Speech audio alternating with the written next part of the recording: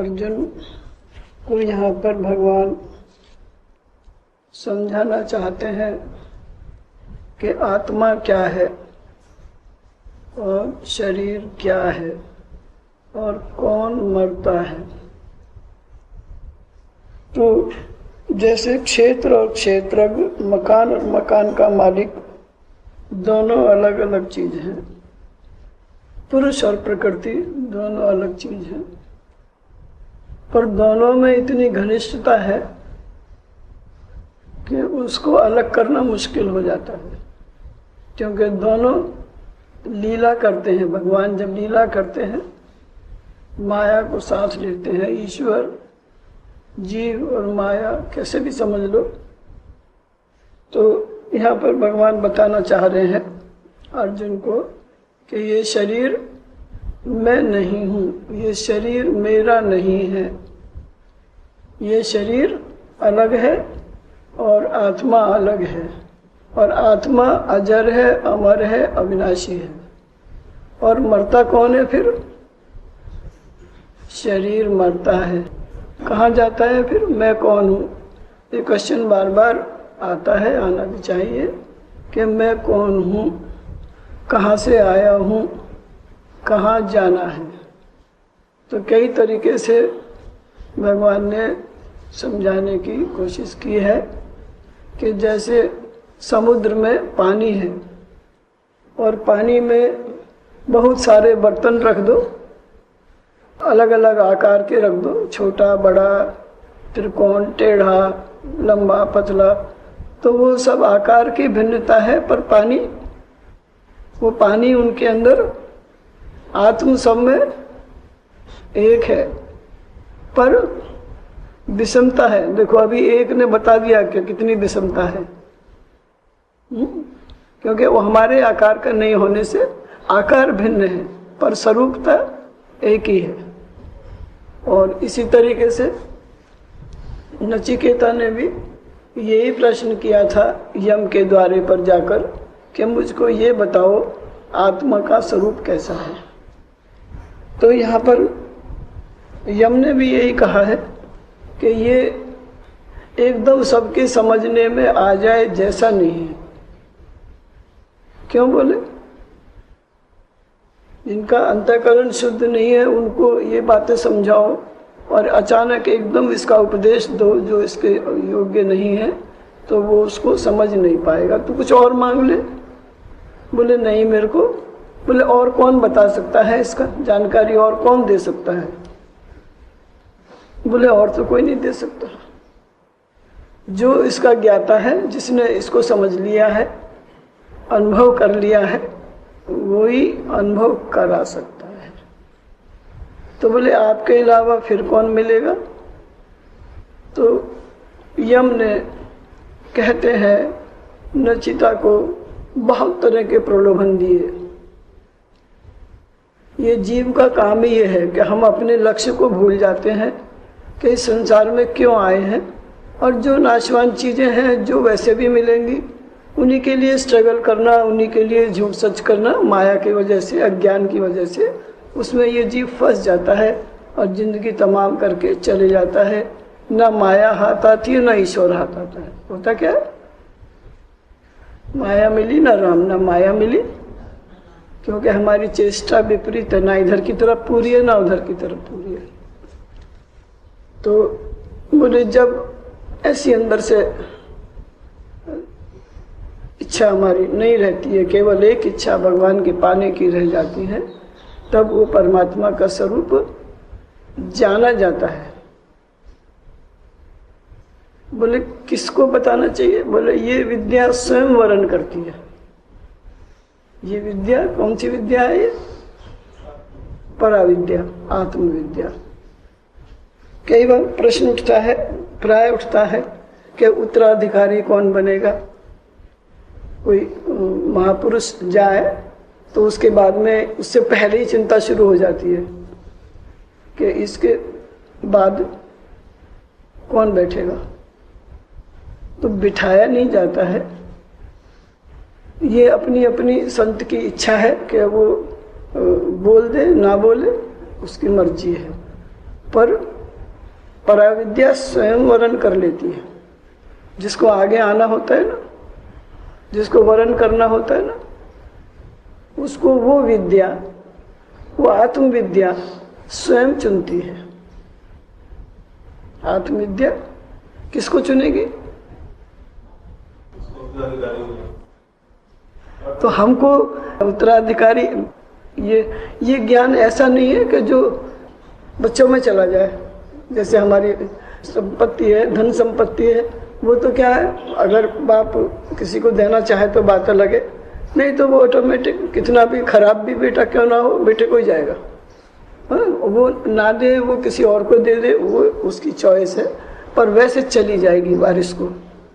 और ये विद्या ऐसे नहीं जाएगी क्या वो चाहे तो बेटे में चली जाए, बेटी में चली जाए।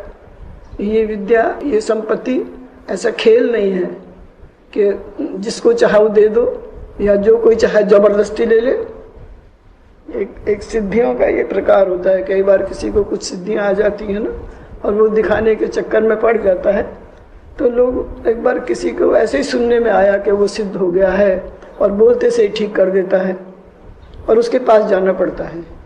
तो किसी ने उसको ऐसे ही एक समाचार दिया कि मैं बहुत वृद्ध हूँ, और मैं, आप कृपया मेरे पास आके मुझे ठीक करने की कृपा करो मेरे ऊपर, मैं बहुत कमजोर भी हूँ। दयावश वो चला गया, और वहाँ उसने सोचा कि ये विद्या इसके पास क्यों, इस विद्या को इससे हम ले लेते हैं। जबरन अपने घर बुला लिया, और कमरे के अंदर ले गया, और बंदूक की नोक निकाली, बोले ये विद्या मुझको दे दे। बोले तू मार दे चाहे कुछ भी कर दे, ये विद्या तो मैं भी चाहूँ तो नहीं दे सकता, ना तो अपने बेटा बेटी को ना दे के जाऊँ। इस पराविद्या को, इस आत्मविद्या को हम आगे पास ऑन कुटुंब में नहीं कर सकते। हाँ, अगर वैसा है वो अधिकारी, तो वो विद्या स्वयं अधिकारी को वर्ण कर लेती है। जैसे सीता ने स्वयंवर हुआ ना, रावण भी आया था। रावण तो कब से कोशिश कर रहा था। फिर ये विद्या किसको नहीं मिलती है? बोले अहंकारी को नहीं मिलती है। जिसको अहंकार हो जाए, अहंकार अज्ञान का प्रतीक है, कारण है। जिसको ये आ जाए भाई मैं तो बहुत अच्छा हूँ, मेरे जैसा तो कोई है ही नहीं दुनिया में, सुंदर भी हूँ, इंटेलिजेंट भी हूँ, ज्ञानवान भी हूँ, अब तो बस मेरा ही राइट है, तो वो विद्या जो है ये तरीके से हाथ में ही आती है। तो यहाँ पर अर्जुन केवल निमित्त बना है। अर्जुन तो ज्ञानी है, अर्जुन तो कहते हैं भगवान नारायण का अवतार है। जब कोई अवतार लेते हैं ना, तो उनके अंग संग में कुछ जने रहते हैं लीला करने के लिए। लीला अकेले से नहीं होगी ना, और जब लीला समाप्त होती है तो वो लोग भी, यहाँ कृष्ण ने लीला की है, तो ये पांडव कौरव ये सब क्या है, इनके पात्र हैं। जो जैसा पात्र बनेगा समझाने के निमित्त, वैसी ये सब लीला है। कृष्ण भगवान ने भी लीला समाप्त करी। पहले यहाँ पर तो बता रहे हैं कि शरीर क्या है, आत्मा क्या है, ये विद्या क्या है, और इसको कैसे हम पा सकते हैं। अभी हम ध्यान में बैठे थे, क्यों बैठे थे? उस स्वरूप को देखने का प्रयास। जब पर इंद्रियां क्या है, ये चेष्टा करती हैं। किसकी वजह से करती है? चेष्टा कौन करवाता है? आत्मा की वजह से। अंदर, हमारे अंदर आत्मा निकल गया, प्राण निकल गया तो कुछ भी नहीं, सब चेष्टा खत्म। वो आत्म रूपी दीपक जल रहा है। जब तक खाना पीना सोना बोलना चलना सब होता है, मन वन सब खत्म हो जाएगा। अगर प्राण पखेरु निकल गए तो राम नाम सत्य है। उसकी वजह से हमारी इंद्रियां चेष्टा करती हैं।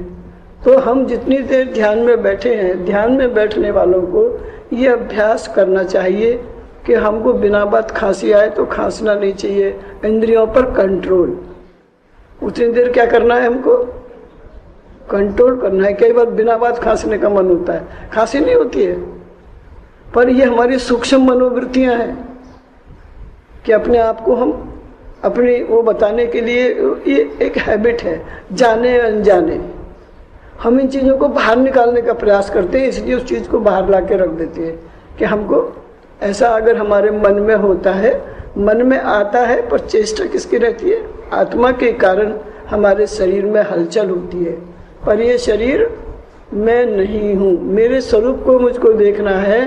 तो जैसे पानी चल विचल होता रहेगा तो अपने स्वरूप को हम नहीं देख पाएंगे। अपने स्वरूप को, अपना पानी में अपना प्रतिबिंब देखना है तो पानी शांत होना चाहिए, तब अपने स्वरूप को हम देख पाएंगे। तो इतनी देर मन भी किसकी वजह से चंचल हो रहा है? क्योंकि आत्मा का प्रकाश उसके ऊपर पड़ रहा है, इसलिए सारी इंद्रियां अपने काम में लग जाती हैं। देखना सुनना जभी तक है, मन भी साथ देता है। और मन किससे जुड़ा हुआ है? आत्मा है तो मन और सब कुछ है, बुद्धि। अगर वही नहीं है तो जैसे समझ लीजिए एक लालटेन है, एक लालटेन में अंदर क्या जलेगा? कुछ बत्ती कुछ जलेगा ना, और उसके ऊपर कांच लगे हुए हैं तरह तरह के, तो उनमें से जो दीपक का जो रिफ्लेक्शन है वो बाहर आ रहा है, और वो दीपक बुझ जाए तो दीपक माने वो आत्म स्वरूप। ऐसे ही हमारे अंदर, हमारे सबके शरीर के अंदर उसका प्रकाश आत्मा का है। तो हमारे इंद्रियों के माध्यम से हम देख रहे हैं, सुन रहे हैं, हमारी सारी क्रियाएं जो हो रही हैं वो कब हो रही हैं? और ये इंद्रियां विपरीत जा रही हैं। अब फर्क क्या पड़ जाता है? ये इसके संवाद को ही मैं ऐसे बता रहा हूं कि इंद्रियां का काम है देखना, कान का काम है सुनना। ये सारी इंद्रियों के अपने अपने काम है, पर ये दुखदाई कब है? जब हम इनसे विपरीत काम लेते हैं। जो इनका काम है वो ना लेके, उनके दोनों भी हैं, गुण और अवगुण। अब हम अवगुण ले और गुण छोड़ दें तो गलती किसकी है? हमारी जो चेष्टा हमें करनी चाहिए वो नहीं कर विपरीत करेंगे तो हम अपने स्वरूप का ज्ञान नहीं कर पाएंगे। क्यों नहीं कर पाएंगे? जैसे कान का काम है सुनना, हमारी जो ये विद्या है ये सुन के ज्ञान हमारे अंदर जाता है। कहते हैं सांप जो है कभी भी अपना घर नहीं बनाएगा, जो बिल पहले ही बने हुए चूहे बनाते हैं उनमें वो अपना घर बना के रहता है। लेकिन जब बारिश में बहुत पानी आता है तो वो बिलों में पानी भर जाता है और सांप बाहर आ जाते हैं। ऐसे ही होता है ना। सांप को बाहर निकालने का एक ये उपाय भी बहुत से लोग यूज करते हैं। किसी के घर में बिल हो और सांप उसमें चला जाए तो क्या करते हैं? उसमें पानी डालते हैं ताकि जैसे ही पानी जाएगा तो सांप बाहर आ जाएगा। ठीक है ना। ऐसे ही ये कान, ये भी बिल के समान है, अंदर पोल है। क्या है कान में? पोल है। मुंह में क्या है? गटागट पानी पियो खाओ, पोल है। तो वो कान सांप के बिल के समान है। अगर वो ज्ञान नहीं सुनते हैं तो बोले यहां पर क्या करना है हमको? तो बोले सत्संग में जाओ। तो बोले सत्संग में? बोले वहां तो बारिश होएगी। वहां तो बारिश हुई तो बिल में पानी भर गया, सत्संग में बारिश तो आएगी नहीं, छठे ऊपर, यहां बारिश कैसे आएगी? तो संतों ने समझाया कि ये अंदर बारिश भी होएगी। जो संत महात्मा बोलते हैं ना, ये बारिश के समान है, उनके वचन जो है। और जब ऐसी बारिश मूसलाधार बारिश हमारे इनमें जाएगी, बिलों में, कानों में, तो क्या होगा? हमारा जो ज्ञान है जिसको हम प्राप्त करना चाहते हैं, हमारा अंतःकरण सुन सुन के उस ज्ञान को शुद्ध होता है। और शुद्ध अंतःकरण पराविद्या को वर्ण करने का अधिकारी होता है। तो बोले अंदर भी बारिश आती है। बोले हाँ, सत्संग में बारिश अंदर ही आती है, छत के अंदर ही आती है, और मूसलाधार बारिश बरसती है और हम सब उसमें भीगते हैं। हमारे ये घर जो है वर्षा से लबालब भर जाता है और अंदर का जो कचरा है वो बाहर निकल जाता है। सांप बाहर आ गया ना, क्या हुआ? सांप बाहर निकल गया और फिर अंदर आराम से रहो। तो जो हमारे अंदर का जो विकार है वो कैसे बाहर आया? सुनने से, श्रवण करने से। तो यहाँ भगवान समझा रहे हैं कि ये आत्मा अलग चीज़ है, शरीर अलग चीज़ है। मरता शरीर है, आत्मा अजर है, अमर है, अविनाशी है। जब ये बात हमारी समझ में आ जाएगी, फिर भी उसका जो संग है ना, संग के कारण हमको सोच थोड़ी देर के लिए होता है, होगा, लेकिन फिर ये ज्ञान है कि मैं अजर हूँ, अमर हूँ, अविनाशी हूँ, तो फिर ये सोचने का कारण नहीं होते हैं। सोचने का कारण कौन सा होता है कि कौन आदमी कैसे जिया। मर गया वो तो ठीक है, मरेगा वो तो, जो जन्मा है मृत्यु जब ही निश्चित है, जन्म के समय में। कितने साल जीना है ये कोई जरूरी नहीं है कि हम 120 साल 150 साल जी के रिकॉर्ड ब्रेक कर दें पूरे देश का, पूरे विश्व का, कितने साल जिए, वो रिकॉर्ड तो ब्रेक हो जाएगा। लेकिन जो ऐसे महापुरुष हैं वो थोड़े समय में रिकॉर्ड ब्रेक कर गए। कैसे जीना चाहिए था? स्वामी विवेकानंद 22 साल के होंगे मेरे ख्याल से, बहुत थोड़ी उम्र में कैसे जिए और होश पूर्वक।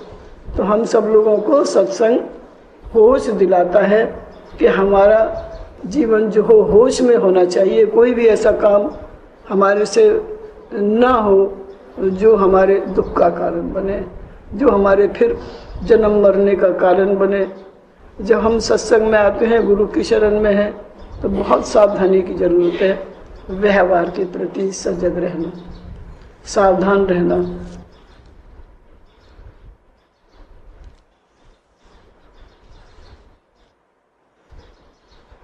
शास्त्रों से ये सिद्ध है कि देह के नाश हुए आत्मा का नाश नहीं होता।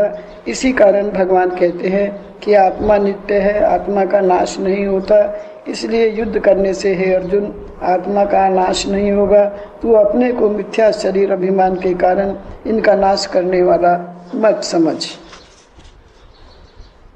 देहधारी के इस देह में बाल्य, यौवन और वृद्धता, इन तीनों अवस्थाओं की प्राप्ति जैसे एक दूसरे के पश्चात होती रहती है, इसी प्रकार दूसरे देह की प्राप्ति भी जाननी चाहिए। जैसे इन अवस्थाओं के बदल जाने पर कोई रोता पीटता नहीं है, ऐसे ही दूसरे देह के बदल जाने पर भी शोक करना निरर्थक है। संसार मंडल में जो 84 लाख योनियों का देह धारण करे उसे कहिए देही। ये बहुवचन का प्रयोग ना करके एक वचन कहने का तात्पर्य ये है कि एक ही आत्मा विभु है जो देह को धारण करता रहता है, 10-20 नहीं। पर जब जब जहाँ परमाणुओं के मेल से पंच भौतिक शरीर की उत्पत्ति होती है, तहाँ तहाँ यह उसका साक्षीभूत होकर मन, बुद्धि इत्यादि अंतःकरण और चक्षु, श्रवण इत्यादि को अपने अपने विषय की ओर प्रवृत्त होने को समर्थ बनाता है और देखने मात्र तदाकार बनता रहता है। जैसे किसी सागर में घट डालने से जल घटाकार, जल पात्र डालने से पात्राकार बन जाता है, पर वह यथार्थ स्वयं न घटाकर है, जल पात्राकार है। वह तो सर्वत्र एक रस ऊपर से नीचे तक फैला हुआ है। जैसी जैसी उपाधि उसमें आ पहुँचती है, तैसे आकार में वह जल भासने लगता है। इसी प्रकार आत्मा एक ही है, सर्वत्र व्यापक है।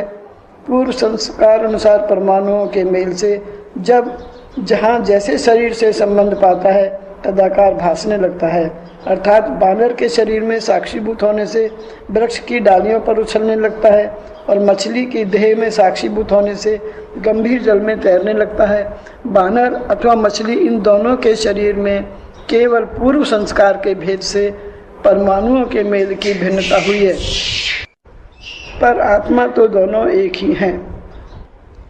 आग जैसे संपूर्ण ब्रह्मांडों में एक ही है, पर इस संसार में प्रवेश कर भिन्न भिन्न काष्ठों में भिन्न भिन्न आकार की देख पड़ती हैं। अर्थात गोल काष्ठ में गोलाकार, त्रिकोण काष्ठ में त्रिकोणाकार इत्यादि बन जाती हैं। इसी प्रकार यह आत्मा देहों के भिन्न भिन्न आकारों में तदाकार बन जाता है। इसी से भगवान कहते हैं कि देह में जैसे बाल्यावस्था बीतने पर युवावस्था आती है, फिर युवावस्था बीत जाने पर वृद्धावस्था पहुंच जाती है और देह की चाल ढाल रूप रंग में विलक्षणता हो जाती है। जिसे बाल्यावस्था में देखा था उसे एकाएक जब वृद्धावस्था में देखिए तो शीघ्र पहचान नहीं सकते। इससे सिद्ध होता है कि प्रत्येक अवस्था में शरीर के स्वरूप का बहुत कुछ परिवर्तन हो ही जाता है। अभिप्राय ये है कि तीनों अवस्थाओं में देह का रूपांतर हो ही जाता है, पर आत्मा तो एक ही समान रहता है, उसमें रूपांतर कुछ भी नहीं होता। एक रस रहता है, घटता बढ़ता नहीं, बदलता नहीं।